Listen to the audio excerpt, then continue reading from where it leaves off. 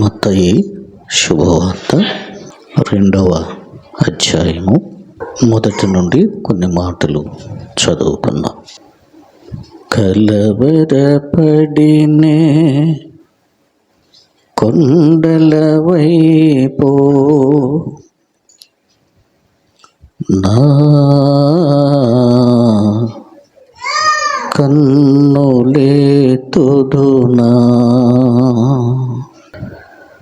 కొండల వైపు నా కన్నులెత్తి కొదువతో నేను కుమిలెదనా,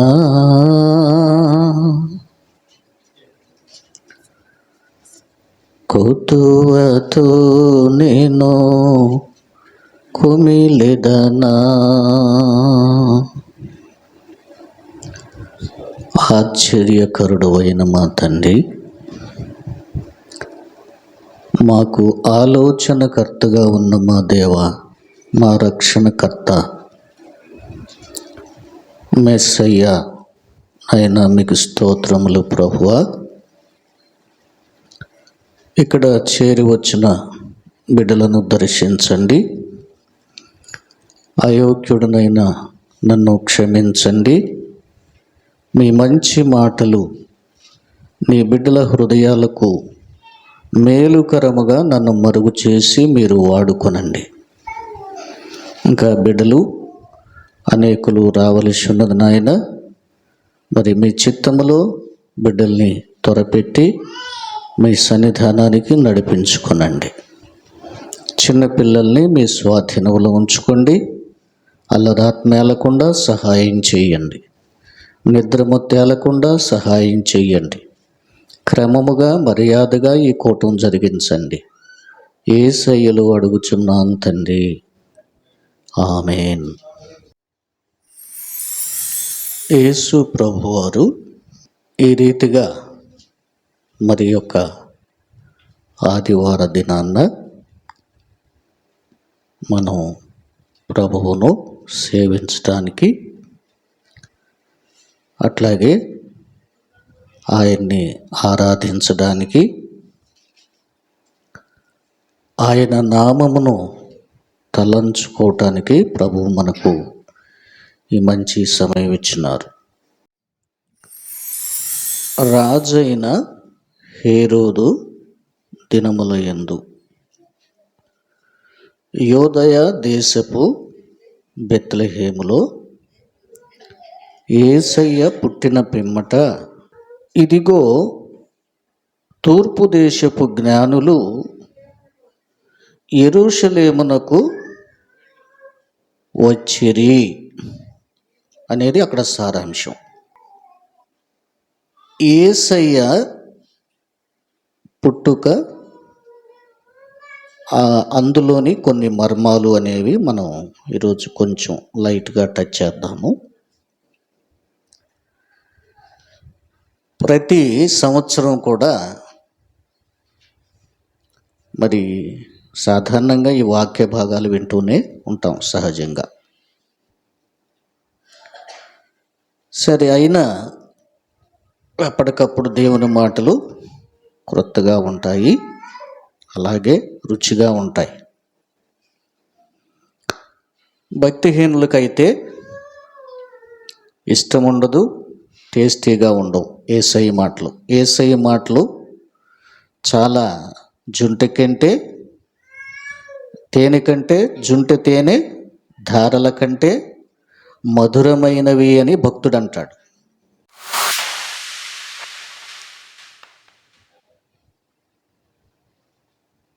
యేసయ్య మాటలు శ్రద్ధగా వినాలి. అప్పుడు దేవుని వాక్యంలో ఉన్నటువంటి విషయాలు ఏంటన్నది మీకు బోధపడుతుంది. కొత్త వాళ్ళే కొంచెం కొన్ని రోజులు అలవాటు అవ్వాలి. తర్వాత దాని టేస్ట్ అనేది మీకు అర్థమవుతుంది నెమ్మదిగా. ఒకేసారి అర్థం కాకపోవచ్చు. ఏమై కొత్తగా వస్తుంది ఎవరు? లత, పక్కనే అరుణ, ప్రస్తుతం ఎక్కడ ఉన్నోళ్ళు అయినా వినండి, కొత్తగా వచ్చినా మీకేం అర్థం కాకపోయినా అట్లా వినాలి. వినటం వలన మీకు యేసయ్య మీద విశ్వాసం కలుగుతుంది. విశ్వాసం లేకుండా ఆయన ఏమి చేయడు. విశ్వాసం ఉంటే ఆయన ఏదైనా నీ జీవితంలో చేస్తాడు. యేసయ్య పుట్టుకను మనం ఏం పండగగా పిలుచుకుంటాము? క్రిస్మస్ పండుగ లేక క్రిస్మస్ అని పిలుస్తాం. క్రిస్మస్ అంటే అర్థం తెలుసా? చాలాసార్లు మనం వింటూ ఉంటాము. ఇందులో 2 పదాల కలయిక, క్రైస్ట్ ప్లస్ మాస్.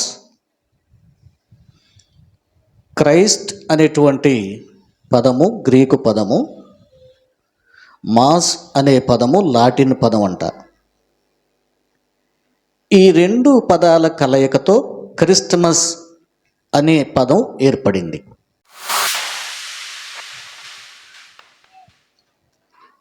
క్రైస్ట్ అంటే క్రీస్తు. ఏంటి? క్రీస్తు అని అర్థం. మాస్ అంటే లాటిన్ భాషలో ఆరాధించుట, ఇంగ్లీష్లో వర్షిప్ అని అర్థం. సమూయేలు తల్లి చిన్న బిడ్డను తెచ్చి అక్కడ దించగానే సమూయేలు బాలుడుగా ఉండే అతడు వర్షిప్ చేశాడు అని బైబిల్లో ఉంది. ఆశ్చర్యం.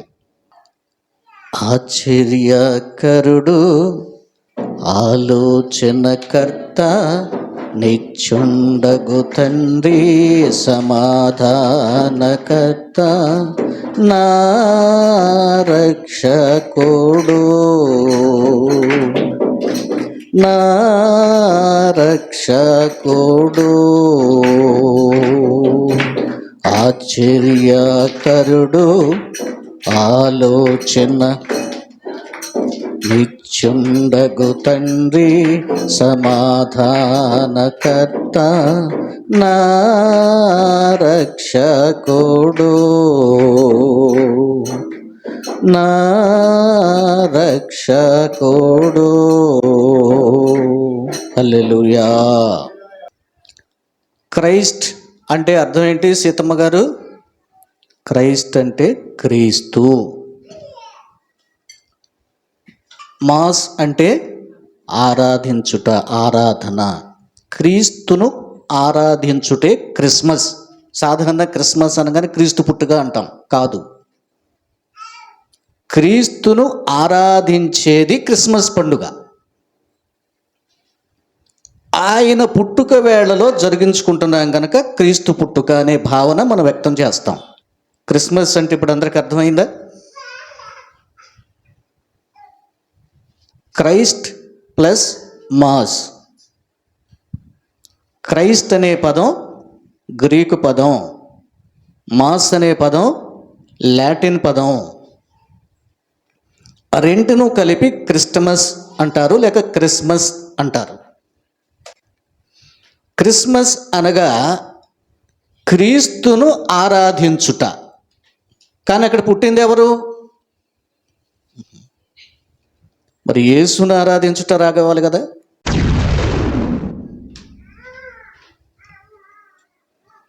యేసు అంటే అర్థం ఏంటి?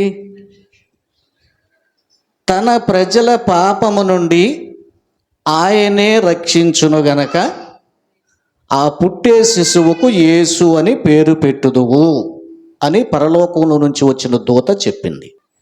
రక్షించేవాడు, రక్షకుడు అని అర్థం. కానీ మరి ఇక్కడ ఏం జరిగించుకుంటున్నాం పండగ? Christ plus mass.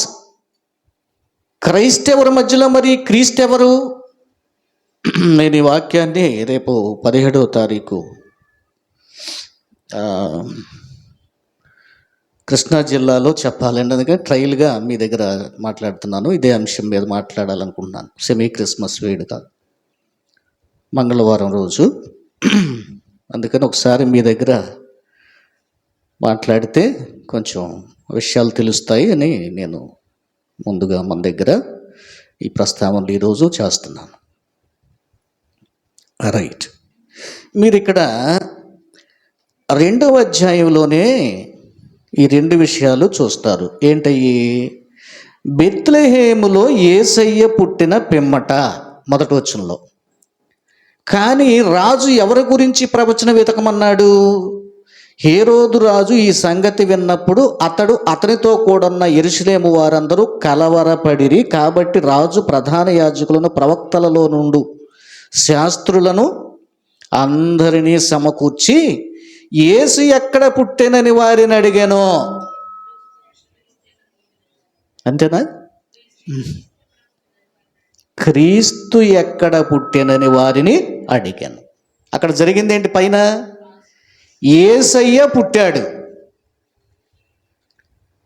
యేసు ఎక్కడ పుట్టాడు అని అడగాలి కదా. మరి క్రీస్తు ఎక్కడ పుట్టాడని అడిగాడేంటి? ఆయన పేరు యేసు క్రీస్తు కాదు కదా. పోనీ దూత చెప్పిన మాట ప్రకారంగా ఆయన యేసు, జస్ట్ ఓన్లీ జీసస్. మరి క్రీస్తు ఎవరు? క్రీస్తు కోసం ఎందుకు ఎదిగారు లేఖనాలు? ప్రియులారా, ఆది కాలము నుంచి ఇశ్రాయేలీయులకు తెలిసినటువంటి సంఘటన ఏంటంటే,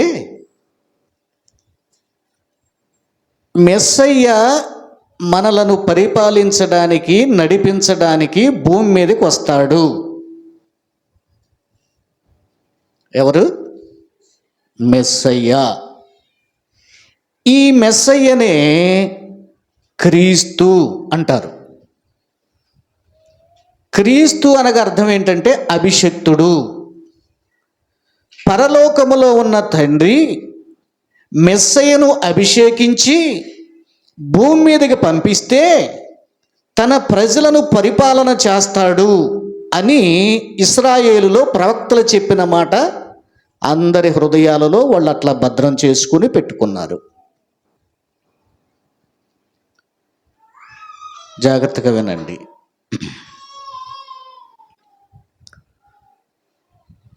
మెస్సయ్య వస్తాడు, మనల్ని రక్షిస్తాడు, మనకు సహాయం చేస్తాడు, మనకు స్వతంత్రాన్ని ఇస్తాడు, మనకు ఒక రాజ్యం వస్తుంది. వీళ్ళ ఆలోచనలు ఇట్లా ఉండే. మోషే కూడా ఏం చెప్పాడు తన కాలంలో? నా వంటి ఒక ప్రవక్తను దేవుడు మీ మధ్యకు పంపిస్తాడు, ధైర్యంగా ఉండండి, ఒక రోజున నా వంటి ప్రవక్త మీ దగ్గరకు వస్తాడు పరలోకం నుంచి అన్న భావనతో చెప్పాడు. ప్రియులారా, బైబిల్ గ్రంథంలో కూడా ఒక ప్రవచనం ఉండింది ఇశ్రాయేలీయులకి. యాకోబులో నక్షత్రము ఉదయిస్తుంది, రాజదండము, రాజ్యము, అధికారము ఆ నక్షత్రం కలిగి ఉంటుంది అన్న ప్రవచనం కూడా ఇశ్రాయేలీయులకి తెలుసును. అందుకని ఇశ్రాయేలీయులు దేనికోసం ఎదురు చూస్తున్నారు? ఒక ప్రవక్త వస్తాడు, మెస్సయ్య వస్తాడు, అభిషేకించబడి వస్తాడు. కానీ వీళ్ళకి తెలియని విషయం ఏంటంటే దేవుడే శరీరం ధరించుకుని భూమి మీదకి వస్తున్నాడు అన్న సంగతి వీళ్ళకి అర్థం కాల. అందుకని నేటికి కూడా ఇశ్రాయేలులో 90% మంది యేసయ్యను మంచి ప్రవక్త అని చెప్తారు ఇప్పటికి కూడా. అందుకనేమో ఇస్లాం ఆచరించే ముస్లిములు కూడా యేసయ్య ఒక ప్రవక్త అని చెప్తారు. వీళ్ళందరికీ అర్థం కాని విషయం ఏంటి? దేవుడే శరీరం ధరించుకొని కుమారునిగా భూమి మీదకి వచ్చాడు.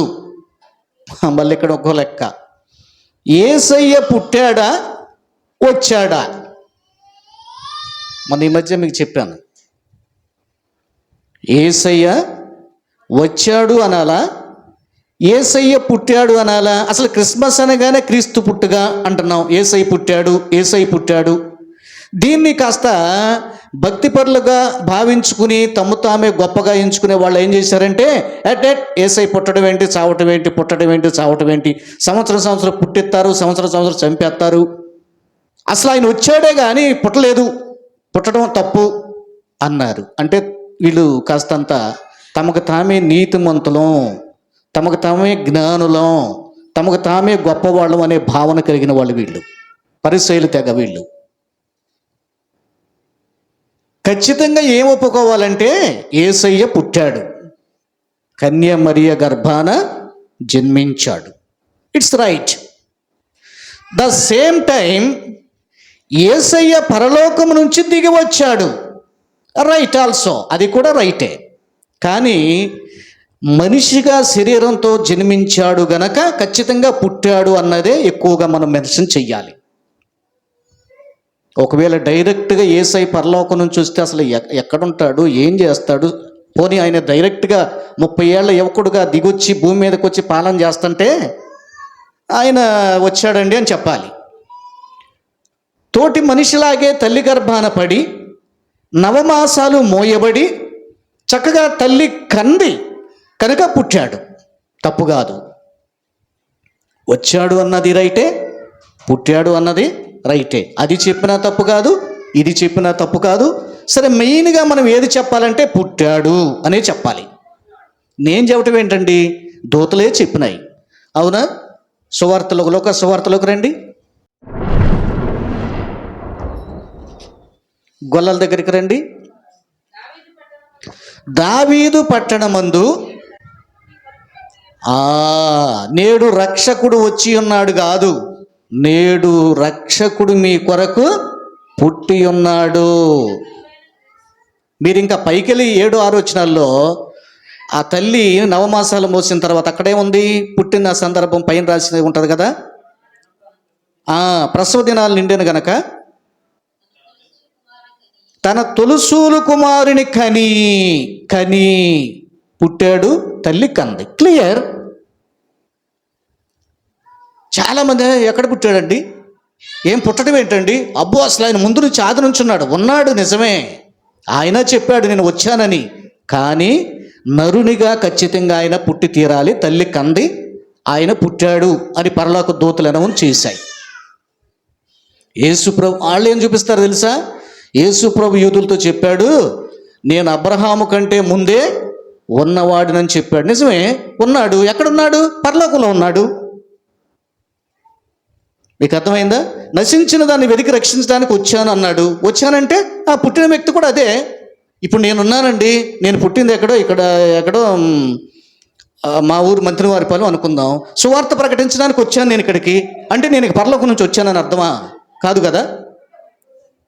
అయితే కొందరు దాన్ని ఏదో వాళ్ళు ఇంకా జ్ఞానం ఉన్నట్టుగా రీసెర్చ్ చేసేసామని, పుట్టడం తప్పు అని, ఈ చేసుకునే ప్రపంచంలో ఉన్నటువంటి వీళ్ళందరూ పిచ్చోళ్ళని వాళ్ళ దృష్టిలో వాళ్ళు అట్లాగా అంచనా వేసుకొని కొంతమంది అలాగా మాట్లాడారు. సరే, దాన్ని అట్లా ఉంచుదాము. ఎనీవే, ముఖ్యంగా యేసయ్య పుట్టాడు అనే చెప్పాలి. పుట్టకుండా వస్తే అది సిలువ మరణానికి అడ్డొస్తుంది. ఖచ్చితంగా రక్తమాంసాలలో ఆయన పాలివాడు కావాలి, అయితేనే ఆయన రక్తం చెల్లుబడి అవుతుంది, పాపాన్ని కొట్టివేసే శక్తి వస్తుంది. స్వయంగా దేవుడి దిగొచ్చి ఆయన రక్తాన్ని చిందించడం అనేది అది కరెక్ట్ కానే కాదండి. లేదనుకుంటే ఆయన అట్లాగే వచ్చేవాడు, మరీ ఎన్నుకోవాల్సిన అవసరమే లేకుండేది. సరే, ఇప్పుడు మనం కాంట్రవర్సీలోకి వెళ్ళొద్దు. సరే, విషయంలోకి వద్దాం మళ్ళీ.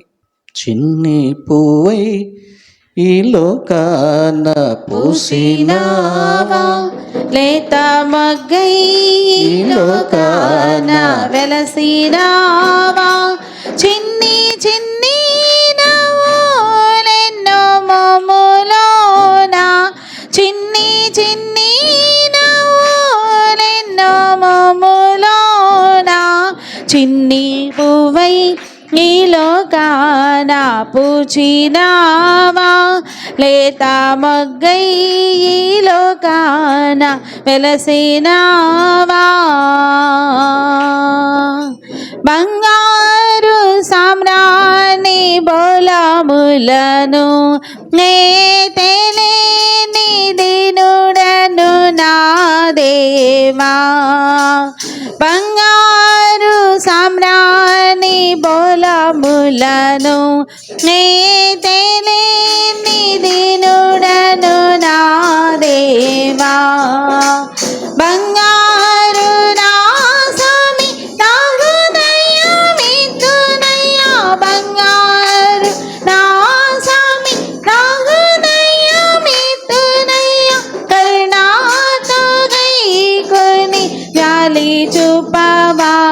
చాలండి. హల్లెలూయా. యేసు అనేది దేవదూత ప్రత్యేకముగా ఆయన పుట్టబోయే ముందు ఆయనకి ఈ పేరు పెట్టమని దేవుడు కబురంపితే దేవదూత వచ్చి యేసుని పేరు పెట్టమని చెప్పింది తల్లిదండ్రులకు. రైట్. క్రీస్తు అనే మాట ప్రవక్తల ప్రవచనం చెప్పారు. ఆయన మెస్సయ్యగా అభిషేకించబడి పంపబడతాడని లేఖనాలు చెప్పినాయి గనక క్రీస్తు ఎక్కడ పుట్టాడని హేరోదు వెతికాడు. పాపం హేరోదు భయం ఏంటంటే, నా చేతుల్లో ఉన్న రాజ్యాన్ని ఈ మెస్సయ్య క్రీస్తు లాగేసుకుంటాడు, రాజ్యపాలన చేస్తాడు, కాబట్టి ఆ శిశువును చంపేయాలి అనుకున్నాడు. యేసయ్య తత్వం వేరు, అసలు ఆయన బోధ వేరు, ఆయన వస్తున్న పని వేరని పాపం రాజుగారికి తెలియలా. సరే వినండి, క్రీస్తు అనే మాట ప్రవక్తలు ప్రవచించిన మాట. అందుకనే రెండింటిని కలిపి మనం యేసు క్రీస్తు అని పిలుస్తాం. నిజానికి ఆయన పేరు యేసు. దయ్యాలు కూడా ఏం పిలిచినా తెలుసా? యేసు క్రీస్తు అని పిలవలా. యేసు సర్వోన్నతుడకు దేవుని కుమారుడా, మాతో నీకేమి పని అయ్యా, ఇంకా మా టైం ఉంది కదా, మమ్మల్ని బాధపరచడానికి వచ్చావా అని కేకలేస్తున్నాయి. ఏమన్నాయి? యేసు అని పిలిచాయి. యేసు ఎంత వరాల మనస్సు నిది, చిత్ర చిత్ర నయ్యావూసు మదిలో హైలేసా హైలేసా. యేసు ఎంత వరాల మనసు నీది, చిత్ర చిత్రాలుగా విన్నానయ్యా ఓసు మదిలో. ఇప్పుడు మీకు ఒక చిన్న క్లారిటీ ఇచ్చాను. యేసు అంటే ఎవరు, క్రీస్తు అంటే ఏంటి, క్రిస్మస్ పండుగ అర్థమేంటి, ఈ క్రిస్మస్ అనే పదాలు ఏ భాషలో నుంచి తీసుకోబడ్డాయి, ఈ విషయాలు మీకు చెప్పాను. వీటిని మీ హృదయంలో భద్రపరచుకోండి. రైట్. అయితే రాజైన హేరోదు దినముల యందు యూదా దేశపు బెత్లెహేములో యేసు పుట్టిన పిమ్మట ఇదిగో తూర్పు దేశపు జ్ఞానులు యెరూషలేమునకు వచ్చిరి. ఎవరంట? మనకి క్రమశిక్షణలో నేను ముందే చెప్పాలనుకున్నాను, మిస్ అయ్యాను. ఒక్కొక్క సంఘము, ఒక్కొక్క సహవాసము, ఒక్కొక్క క్రమశిక్షణ కలిగి ఉంటారు. మనం ఏ సంఘంలో పునాది వేయబడ్డామో ఆ సంఘ క్రమానుసారంగా మనం నడుచుకోవాలి, జీవించాలి. ఖచ్చితంగా దైవ సేవకుడిని, దైవ సేవకురాల్ని తల్లిగా తండ్రిగా ప్రేమించాలి.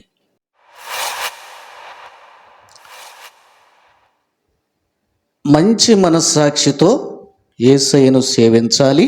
మంచి మనస్సాక్షితో దైవ సేవకుడిని, సేవకురాల్ని ప్రేమించాలి. కనెక్షన్లో ఏదైనా తేడా పడితే వెంటనే సైతాన్ దాన్ని అవకాశంగా వాడుకుంటుంది, గుర్తుంచుకోండి. అయితే మనం మనుషులం కాబట్టి కొన్నిసార్లు విశ్వాసుల మధ్య, సహోదరుల మధ్య, సంఘ పెద్దల మధ్య, సేవకునికి విశ్వాసులకు మధ్య కొన్నిసార్లు చిన్న చిన్న భేదాభిప్రాయాలు సాధారణంగా అన్ని సంఘాల్లోనూ వస్తూ ఉంటాయి. అప్పుడప్పుడు వాటిని ఏం చేసుకోవాలంటే మళ్ళీ వాటిని పరిష్కారం చేసుకోవాలి, కూర్చుని మాట్లాడుకోవాలి, ఆ విషయాన్ని సరి చేసుకోవాలి. తర్వాత మనం యథావిధిగా మంచి మనస్సాక్షితో ప్రభు సేవలో ముందుకు కొనసాగాలి. లేదంటే దేవుడు ఆ స్థలంలోకి రాలేడు, ఆ స్థలంలో దేవుని కార్యాలను మనం చూడలేం. కాబట్టి గుర్తుంచుకోండి, స్త్రీలు మీరైనా సరే, పురుషులైనా సరే, సహోదరుల మధ్య సంఘంలో ఏవైనా చిన్న చిన్న మిస్టేక్స్ దొర్లితే మనం ప్రేమ కలిగి వారిని క్షమించాలి, లేదా మనమే వారిని క్షమాపణ అడగాలి. సమాధాన హృదయముతో మనం దేవునిని సేవించాలని బైబిల్లో ఉంది. సమాధానముతో, అది ఎక్కడ హెబ్రీ పత్రికలో ఉంటుందండి, ఎక్కడో 11లోనే ఎక్కడో సమాధాన హృదయముతో ఆయన సన్నిధానమునకు చేరుదము అని ఉంటుంది. ఎట్లా సేవించాలి? మన మధ్య అసమాధానం ఉందనుకోండి, నేను ఎంత ప్రసంగం చేసినా ఆ కాసేపే మీ హృదయంలో అబ్బా భలే మాటలు చెప్పాడు నా దైవజనుడు అనుకుంటాం, అంతే. దానివల్ల నీకు కలిగేది ఏమో, తర్వాత వెళ్ళిపోతావు, మర్చిపోతావు. కొన్నిసార్లు అండి పరిశుద్ధాత్మ బలంగా దేవుడు వాడుకుంటాడు ఒక్కొక్క దైవ సేవకుని, ఎవరినైనా ఒక్కొక్కసారి నార్మల్గా సేవకులు మాట్లాడతారు. కొన్నిసార్లు ఏ సందర్భాన్ని మనం మిస్ చేసుకోకూడదు. అయితే ఏదో రసవత్తరంగా గంభీరంగా భలే చెప్పాడు అన్నది అక్కడ ఇంపార్టెంట్ కాదు. ఆ వాక్యపు మాటలు మన హృదయంలోకి వచ్చి ఎట్లా పనిచేసినాయి అన్నది ముఖ్యం. సాఫ్ట్గా మాట్లాడినా, కొంతమంది నెమ్మదిగా మాట్లాడినా ఆ మాటలు హృదయాల్లోకి తాగుతాయి. సో ఇది మనం ఈ క్రమశిక్షణ నేర్చుకోవాలి. ముఖ్యంగా మన సంఘంలో ఉన్న క్రమం ఏంటంటే జాగ్రత్తగా అంటే ఏదేదో అరిసేసేయటం, 1-4 సార్లు హల్లేలూయా అని చెప్పడం కూడా అంతగా చేయము. డీసెంట్గా ఏదన్నా మాట్లాడేసి చెప్పండి అది చెప్పండి అట్లా కూడా కాదు. చెప్పండి అని నేను మాట్లాడాల్సిన అవసరం లేదు, గుర్తుంచుకోండి. పర్టికులర్గా అంటే అప్పుడు ఎస్ అప్పుడు చెప్పాలి. సాధారణంగా ఏమా అవునా అంటే అవునయ్యా అని అందరూ అరవకూడదు, అవసరంలా సైలెంట్గా ఉండాలి. పర్టికులర్గా అమ్మా వెంకటలక్ష్మి గారు చెప్పు నువ్వు అన్నప్పుడే నోరు తెరవాలి. ఇది ఒక క్రమం, నేర్చుకోండి సందర్భాన్ని బట్టి. అట్లాగే పాటలు పాడేటప్పుడు మొదటి పాట స్తుతి పాట పాడాలి. ఎక్కడికి వెళ్ళినా గుర్తుపెట్టుకోండి, ప్రభువుని స్తుతించే పాట సాధారణంగా పాడుకోవాలి. లేదది ప్రార్థనా కూడికైతే ప్రార్థనకు సంబంధించిన పాట మొదటగా పాడుకోవాలి. ఇది కూడా ఒక క్రమంలో ఒక భాగం, నేర్చుకోండి. తర్వాత చక్కగా ఒకరి విషయాలు ఒకరు సంఘంలో సమయం చిక్కినప్పుడు ఒకరి యోగక్షేమాలు ఒకరు తెలుసుకుంటూ, ఒకరి కష్ట సుఖాలు ఒకరు పంచుకుంటూ, మంచి మనసుతో వాళ్ళ కోసం ఒకరి కోసం ఒకరు ప్రార్థన చేసుకోవాలి. ఇవి చాలా ఇంపార్టెంట్. మీరు ఎంత వాక్యం విన్నారన్నది ముఖ్యం కాదు, ఎంతసేపు గంటలు ప్రార్థన చేశారన్నది ముఖ్యం కాదు, వాటిని ఎంతవరకు అనుసరిస్తున్నారు ఆచరిస్తున్నారు అన్నది కూడా ముఖ్యమే. స్వపరీక్ష చేసుకోవటం చాలా ముఖ్యం. ప్రతి వ్యక్తి తన పొరపాట్లను కనుగొనగలిగిన వాడెవడో అని బైబిల్ చెప్తుంది. నీ పొరపాట్లను కనుగో. ఎందుకంటే సాధారణంగా ఎదుటి వ్యక్తి తప్పులు మనకు వెంటనే దొరుకుతాయి, మనలో తప్పులు దొరకవండి. మనం చాలా జాగ్రత్తగా కూర్చుని మంచి మనస్సాక్షితో కూర్చుంటేనే మన తప్పులు మనకు చిక్కుతాయి. సాధారణంగా ఎదుటి వ్యక్తి తప్పులైతే వెంటనే దొరికేస్తాయి, ఆలోచించక్కర్లా. మన తప్పులు దొరకాలంటేనే మనం దేవునికి సరెండర్ అయిపోయి దేవుని దగ్గర కూర్చుని నాయనా నా తప్పులు నాకు తెలిసేటట్టు చెయ్యంటే దేవుడు చేస్తాడు. తూర్పు దేశపు జ్ఞానులు హేరోదు రాజు గారి దగ్గరకు వచ్చి, అంటే ఏ దేశానికి వచ్చి? యోధా దేశానికి వచ్చి. యోధా దేశాన్ని ఇంకేమంటాం? ఇజ్రాయేల్ దేశం అని కూడా అంటాం, గుర్తుంచుకోండి. మళ్ళీ ఇక్కడ ఒక చిన్న క్లారిటీ చెప్పాలేమో. ఇక్కడ యోధా దేశం అని చెప్పారు కదా, ఇప్పుడు మనం ఏం పిలుస్తున్నాం? ప్రజెంటు దాన్ని ఇజ్రాయేల్ దేశం అని పిలుస్తున్నాం. కొంచెం వెనక్కి వెళితే సరే, సౌలు రాజు కాలంలో, దావీదు రాజు కాలంలో, సొలొమోను రాజు కాలంలో ఇజ్రాయేల్ దేశంగా ఉంది. ఫస్ట్ ఇజ్రాయేల్ దేశంగా పిలువబడింది. అందరు గుర్తుంచుకోండి, ఏం దేశం? ఒకటే, రెండు లేవు. ఏంటది? ఇజ్రాయేలు రాజ్యము. రాజుగారు ఒక్కడే, రాజ్యం ఒకటే, రెండు ముక్కలు అవల. సమూయేలు ప్రవక్త నాయకత్వంలో ఇశ్రాయేలీలను నడిపిస్తున్నప్పుడు అన్ని దేశాల్లో రాజు ఉన్నాడు, మాకు రాజు కావాలని ఏడ్చారంట ప్రజలు. అందుకని సమూయేలు నాయకత్వంలో మొట్టమొదటి రాజును సౌలును అభిషేకించి రాజుగా సమూయేలు ప్రవక్త ఏర్పాటు చేశాడు. రాజు పేరుకు రాజే కానీ అధికారం అంతా ఎవరి దగ్గర ఉండేది తెలుసా? సమూయేలు చేతుల్లోనే ఉండేది. సమూయేలుని చూసి రాజు సైతం భయపడేవాడు. అసలు రాజును పెట్టింది ఎవరు? సమూయేలే. ఆ రోజుల్లో ప్రవక్త అంటే గడగడ ఉనికేవారు. ఏమా, ఈ రోజుల్లో ప్రవక్తలందరూ సంఘ విశ్వాసం చూసి గడగడ వణకాల్సి వస్తుంది. చాలా బెటర్. మన పునాది కొంచెం డిఫరెంట్గా ఇస్తాం. ఆ ప్రవక్త కనుక సంఘం మాట వినకపోతే ట్రాన్స్ఫర్ 3 ఏళ్ల తర్వాత. మంచి పద్ధతి కాదు అది. ప్రవక్తకు రాజులు వణికేవారు. రాజ్యములో మొట్టమొదటగా సౌలు, దావీదు, సొలొమోను. సొలొమోను రాజు పాపం చేశాడు కనుక నీ రాజ్యం మొక్కలైపోతుందని దేవుడు చెప్పాడు. సొలొమోను కుమారుడైనటువంటి ఎవరైనా రెహబాము కాలంలో రాజ్యము 2 ముక్కలయ్యింది. చరిత్ర ఈ మాటలు గుర్తుంచుకోండి, సింపుల్. మొదటి రాజు ఎవరమ్మాయి? మొదటి రాజు సౌలు, రెండో రాజు దావీదు, మూడో రాజు సొలొమోను గారు. ఈ 3 పేర్లు గుర్తుపెట్టుకోండి. రాజ్యం ఒకటే. రాజ్యం పేరేంటి? ఇజ్రాయేల్ దేశం. సొలొమోను కుమారుడైన రెహబాము వచ్చిన తర్వాత రాజ్యం 2 అయింది. యోధా రాజ్యముగా, ఇశ్రాయేల్ రాజ్యముగా 2 ముక్కలైపోయింది. ఇశ్రాయేల్ రాజ్యం ఏమైంది? 2 ముక్కలైంది. ఏమి రాజ్యాలుగా అయింది? ఒకటి ఇశ్రాయేల్ రాజ్యం 10 గోత్రాలు, యోధా రాజ్యం ఒక 2 గోత్రాలు, అంటే బెన్యామీనులు కూడా దాంతో కలిశారండి, యోధా గోత్రంతో. ఇప్పుడు ఏమైంది? యోధా దేశం ఒకటి, ఇశ్రాయేల్ దేశం ఒకటి. ఇక్కడ బైబిల్లో ఏం రాసి ఉంది? యోధా దేశపు బెత్లెహేములోనికి వచ్చారు అని ఉంది. మరి ఇదేంటి మళ్ళీ అంటే ఇశ్రాయేల్ దేశం బాబులోకే కదా అనేది మీకు సమస్య వస్తుందని కొంచెం వెనక్కి తీసుకెళ్ళాను. రైట్, వినండి ప్రియులార. తర్వాత ఏమైందంటే ఫండమెంటల్స్ గుర్తుపెట్టుకోండి. ఇశ్రాయేలు రాజ్యానికి రాజధాని షోమ్రోను, యోధా రాజ్యానికి రాజధాని యెరూషలేము. యోధా రాజ్యంలో ఇంచుమించుగా సుమారుగా ఒక 20 మంది రాజులు ఉన్నారు. అట్లాగే ఇశ్రాయేలు దేశంలో కూడా సుమారుగా ఒక 20 మంది రాజులు పాలన చేశారు. యోధాలు అనుకుంటే ఒక రాణి ఉంటుంది, సుమారుగా చెప్తున్నా. Okay, right. రాజ్యం 2 ముక్కలు అయిపోయింది. కాలానుగుణంగా ఈ రాజ్యంలో రాజులు అట్లా వచ్చారు. ఒక రాజు, 2, 3, 4, 5, 10, 15, 20 ఈ కొన్ని వందల సంవత్సరాలు గడిచిపోయిన తర్వాత అశ్షూరీయులు వచ్చి ఇజ్రాయెల్ రాజ్యాన్ని ధ్వంసం చేసి ఇజ్రాయెల్లో కొంతమందిని పట్టుకొని తీసుకెళ్ళిపోయారు. బబులోనీయులు వచ్చి యూదా రాజ్యాన్ని ధ్వంసం చేసి బబులోనీలో ఉన్నటువంటి కొంతమంది ఒకరిని తీసుకుని వీళ్ళు వెళ్ళిపోయారు. అసలు 2 రాజ్యాలు తుడిచిపెట్టుకుపోయినాయి. బబులోన్ రాజ్యంలోకి వెళ్ళినప్పుడు దానియేలు, షడ్రక్, మేషక్ కూడా యవనస్తులుగా ఉంటే వాళ్ళు బానిసలుగా తీసుకెళ్లారు. ఇప్పుడు ఏమైపోయినాయి? యాపిల్ వింటున్నావా? 2 రాజ్యాలు డిస్ట్రాయ్ అయిపోయినాయి. అంటే 2 లేవు.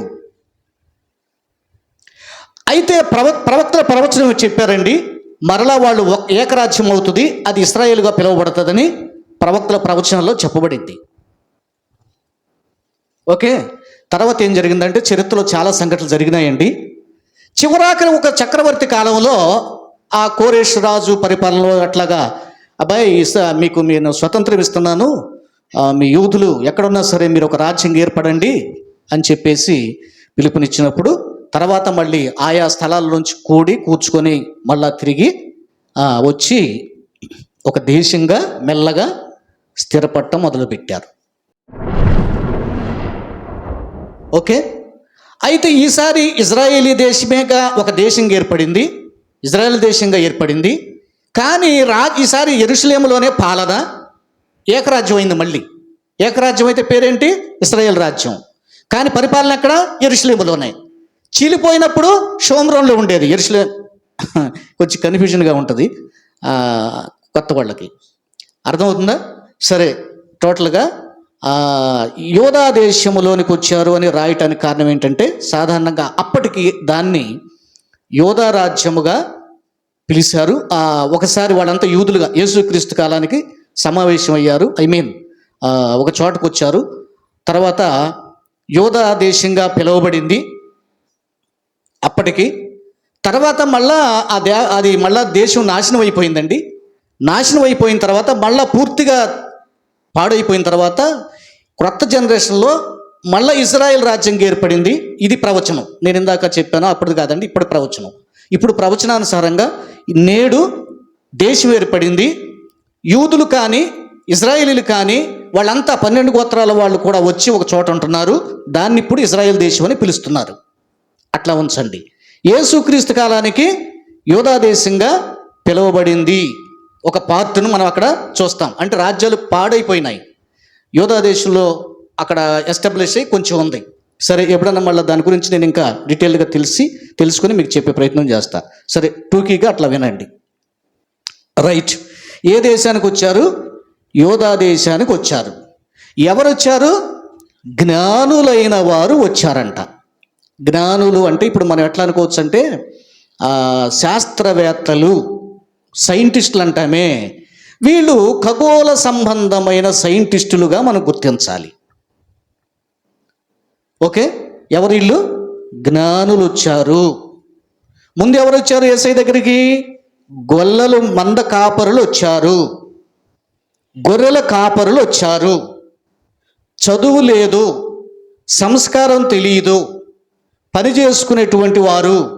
అయినా సరే మొట్టమొదటగా దేవుని రక్షణ శుభవార్త దేవుడు వారికే అందజేశాడు. హల్లెలూయా. యేసయ్య ఎంత మంచి దేవుడు కదా. రెండవదిగా జ్ఞానులైన వారికి దేవుడు నక్షత్రం ద్వారా తన ఉనికిని తెలియచేశాడు. సరే వినండి. ఇప్పుడు యెరూషలేముకు వచ్చి యూదా దేశానికి వచ్చి వీళ్ళు ఏమన్నారంటే, మేము తూర్పు దేశము నుండి వచ్చాము అని చెప్పారు. అసలు వీళ్ళకి ఎలా తెలిసింది? క్రీస్తు పుడతాడని వీళ్ళకి ఎలా తెలుసు? గొప్పవాడు పుట్టాడని వీళ్ళకి ఎలా తెలుసు? ఏంటి కదా అన్నది 2 మాటలు చెప్పి నేను ముగిస్తాను. రైట్. వీళ్ళు ఏమంటున్నారు? మళ్ళా చదవండి వన్స్ అగైన్. చిన్నమ్మలు చదువు. మత్తయి సువార్త 2వ అధ్యాయం. యూదుల రాజుగా పుట్టినవాడు ఎక్కడ ఉన్నాడు? తూర్పు దిక్కున మేము ఆయన నక్షత్రమును చూచి ఆయన పూజింపవచ్చితిమని చెప్పిరి. ఇక జాగ్రత్తగా వినండి. దీన్ని బట్టి వీళ్ళు ఎక్కడి నుంచి వచ్చారని అర్థమవుతుంది. తూర్పు దిక్కున ఆయన నక్షత్రమును మేము చూచాము అంటున్నారు. ఎక్కడికి వచ్చి అంటున్నారు? యూదా దేశానికి వచ్చి అంటున్నారు. అంటే యూదా దేశానికి తూర్పు దిక్కున ఒక చుక్క పుట్టిందయ్యా, దాన్ని బట్టి మేము ఇక్కడికి వచ్చాము అన్నారు. దీన్ని బట్టి మనకేమి లెక్క తెలియాలి? యూదా దేశ రాజ్యానికి లేక ఇజ్రాయేలు రాజ్యానికి తూర్పు దిక్కున ఉన్న ప్రాంతం ఏంటి అన్నది తెలియాలి. దానికి చరిత్రలో ఏం చెప్పారంటే పారసిక దేశము అన్నారు. వీళ్ళని పర్షియన్స్ అంటారు. ఇప్పుడు పారసికులు, పర్షియన్ కంట్రీస్. ఇరాన్ దేశం విన్నారా? ఇరాన్ విన్నారా? Yes, Muslim countries. Iran, Iraq, Saudi, ఇట్లా కొన్ని దేశాలు ఉంటాయి. కనుక వీళ్ళు యూదా దేశానికి వచ్చినప్పుడు మేము తూర్పు దిక్కున చూసి వచ్చామన్నారు. అంటే తూర్పు దిశగా ఉన్నటువంటి పారసికులు అన్నమాట వీళ్ళు. జాగ్రత్తగా వినండి. జ్ఞానులు వీళ్ళు. రైట్. అసలు ఆ దేశస్తులకి ఎలా తెలిసింది? నక్షత్రం పుడితే ఈ దేశంలో గొప్పవాడు పుట్టాడని వాళ్ళకి ఎలా తెలుసు? సరే, ఖగోళ శాస్త్రజ్ఞులండి, ఏదో విచిత్రమైన నక్షత్రం పుట్టింది, సరే ప్రపంచంలో ఎక్కడో గొప్పవాడు పుట్టాడని ఊరుకోవాలి. ఖచ్చితంగా ఈ దేశానికి ఎట్లా వచ్చారు మరి? ప్రియులారా, దీనికి 2-3 వ్యాఖ్యానాలు ఉన్నాయి. సరే, నాకు నేను అర్థం చేసుకొని నేను యాక్సెప్ట్ చేసినటువంటిది నేను మీకు చెప్తా. ఒకటి, పారసిక రాజ్యములో అప్పటికి జొరాస్టర్ స్థాపించిన ఒక మతం ఉండేది. వినండి, ఆయన పేరేంటి? జొరాస్టర్. ఆ మతమును అనుసరించే వారిని జొరాస్ట్రియన్స్ అంటారు. వీళ్ళు ఇప్పటికీ మన భారతదేశంలో ముంబై వైపు చాలామంది ఉన్నారంట. ఆ కాలంలో ముస్లింలు వాళ్ళు ఇబ్బంది పెట్టడం ద్వారా యుద్ధం చేసినప్పుడు, వాళ్ళు పరారైపోయినప్పుడు, ప్రపంచంలో చెదిరినప్పుడు మన దేశానికి కూడా ఈ జొరాస్ట్రియన్లు వచ్చారు. మన దేశంలో కూడా ఈ మతం ఉంది. మీరు సెర్చ్ చేసి చూడండి. జొరాస్ట్రియన్ మతం అనేది మన భారతదేశంలో కూడా ఉంది. వీళ్ళు పుట్టుక ఎక్కడ? పర్షియా దేశంలో.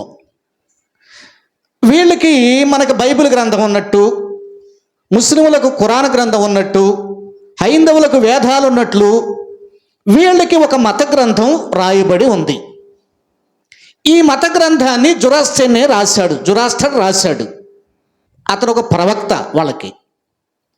జాగ్రత్తగా వినండి, ఇతడు ఒక ప్రవక్త. ప్రియులారా, ఈ ప్రవక్త తన యొక్క పుస్తకంలో ఏం రాశాడంటే, కన్యక గర్భవతి అవుతుంది అన్నది ఒక ప్రవచనం చెప్పాడంట. సరే, తర్వాత ఆ శిశువు చాలా గొప్ప శక్తిమంతుడు అవుతాడు, ప్రపంచాన్ని ఏలేటువంటి గొప్పవాడు అవుతాడు. అప్పుడు ఆకాశంలో ఒక వింతైన తారక జన్మిస్తుంది అని కూడా ఆ పుస్తకంలో ప్రవచనంలో చెప్పాడంట.